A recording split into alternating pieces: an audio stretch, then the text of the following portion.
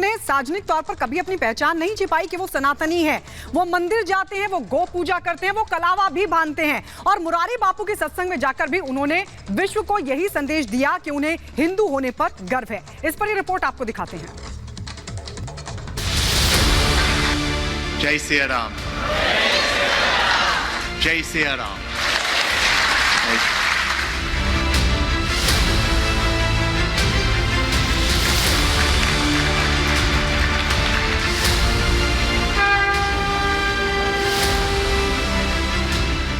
सियाराम की जाप की ये तस्वीर लंदन के कैम्ब्रिज यूनिवर्सिटी की है, जहां कथा मुरारी बापू करा रहे थे तो पूरी श्रद्धा और मनयोग से हरे राम का जाप ब्रिटिश के पहले भारतवंशी हिंदू प्रधानमंत्री ऋषि सुनक करते नजर आए थे। जय सिया राम, जय सिया राम। सुनक के जय सिया राम की चर्चा दुनिया भर में हो रही है। भारत में भी सुनक के सियाराम को अपने अपने नजरियों से लिया जा रहा है, लेकिन मुरारी बापू कह रहे हैं कि सियाराम को एक फ्रेम में नहीं भरा जा सकता, वो तो जग जानी है।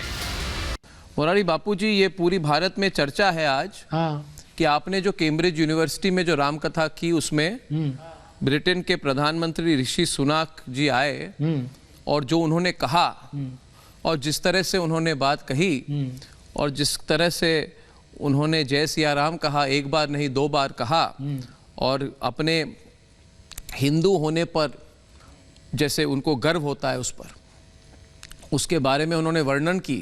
तो इस पर बहुत चर्चा चली है भारत में। आपको क्या लगता है, आपकी क्या सोच है? वो पूरे कार्यक्रम के बारे में ज़रा बताइए और उन्होंने जो कहा था उस ज़रा विस्तार से उसकी इम्पोर्टेंस को अगर आप बता सके हमारे दर्शकों को। मैं तो रामचरितमानस लेकर गांव-गांव, नगर-नगर, देश देश घूम रहा हूं और रामचरितमानस में लिखा है कि हमारा राम छोटा नहीं है, उसको एक फ्रेम में भरा नहीं जा सकता। सिय राममय सब जग जानी, करऊं प्रणाम जोरी जुग पानी। पूरा ब्रह्मांड, पूरा जगत सीता राममय है। ऋषि सुनक जिस तरह कथा के दौरान पूरी श्रद्धा से राम नाम का जाप करते नजर आए, अंत में हाथों में थाली लेकर आरती की, उसकी मुरारी बापू ने तारीफ करते हुए हमारे editor in chief Arnav Goswami से कहा कि इससे किसी को आपत्ति नहीं होनी चाहिए। सर्वम खलु इदम ब्रह्म। तो एक रामचरितमानस के एक साधक साधु के नाते मुझे अच्छा लगा कि सत्ता एक वैश्विक व्यासपीठ को एक राजपीठ इतना आदर देने के लिए आई और उसने सियाराम जो पूरा जगत सीताराममय है उसके लिए जय सियाराम जैसे आपने कहा 2 बार बोले, तो उसका मैं स्वागत करता हूं। और इस जय सियाराम ये जो परमात्मा का नाम है, इससे किसी को आपत्ति नहीं होनी चाहिए।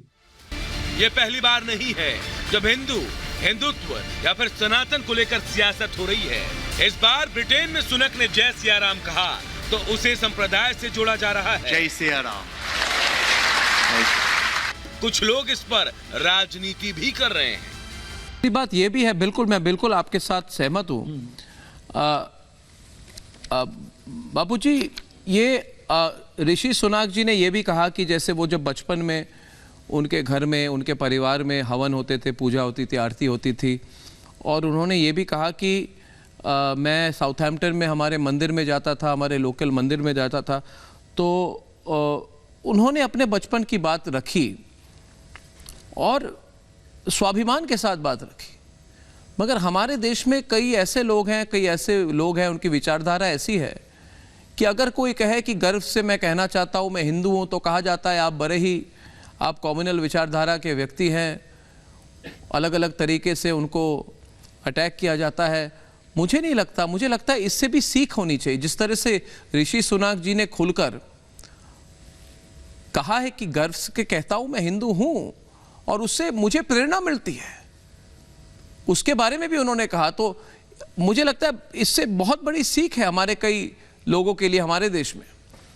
बिल्कुल बिल्कुल, क्योंकि ये तो सब लोग कहते हैं कि गर्व से को, मैं इतना ही कहूंगा कि गर्व का कोई गलत अर्थ नहीं करना चाहिए, गौरव से कहो कि हम हिंदू है। और हिंदू गौरव से कभी संकीर्ण नहीं होता।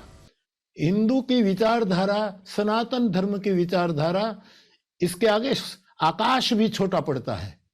तो ये तो बहुत गौरव के साथ परमात्मा के कई नाम हैं, इनमें से जय सिया राम ये परमात्मा का एक परम नाम है। तो इसमें और कोई बात नहीं आनी चाहिए। बहुत गौरव से, बहुत प्रेम से, मोहब्बत से, संवाद के साथ कहना चाहिए कि हम सनातन धर्मीय विशालता को लेकर के हम हिंदू हैं। मैं इसका स्वागत करता हूं। यह दुनिया में भारत के बढ़ते कद की तस्वीर है। विश्व में हिंदुस्तान का प्रभाव बढ़ा है। दुनिया भर में हिंदू संस्कृति को पहचान मिली है, तो इस पर किसी को आपत्ति क्यों है? मुरारी बापूजी, एक और सवाल मैं आपसे पूछना चाहूंगा कि आज जैसे पूरे दुनिया में जिस तरह से भारत का प्रभाव बढ़ गया है और एक वैश्विक स्तर पर भारत की इकोनॉमी, हमारी जो पावर है और हमारा जो एक रिस्पेक्ट है वो बहुत बढ़ गया है। हाँ, आप भी देश विदेश घूमते, आप भी देखते होंगे उसको। क्या आपको नहीं लगता कि उसके साथ साथ भारत की संस्कृति, भारत के इतिहास और हिंदू संस्कृति को भी देश भर, पूरे दुनिया में भी उसकी जो स्रोत है, उसकी जो बेसिक जो लर्निंग है वो भी दुनिया भर में जानी चाहिए? जैसे आप कर रहे हैं, आप रामकथा दुनिया भर में कर रहे हैं, आप लंदन में आ जाए, तो क्या आपको लग रहा है कि दुनिया की इंटरेस्ट भी बढ़ गई है भारतीय संस्कृति और हिंदू संस्कृति में? हाँ। आप जहाँ जहाँ रामकथा करते हैं, मैंने देखा कि कैम्ब्रिज में भी कई सारे लोग आ रहे थे, बहुत सुन रहे थे। जो लोग पहले, जिन्होंने हिंदू धर्म के बारे में ज़्यादा जाना भी नहीं होगा, वो भी आए थे आपको सुनने के लिए।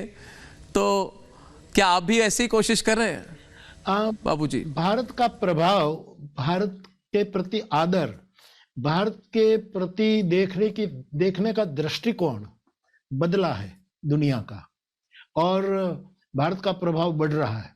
तो ये भी होना चाहिए कि कोई भारत का प्रभाव बढ़ाए।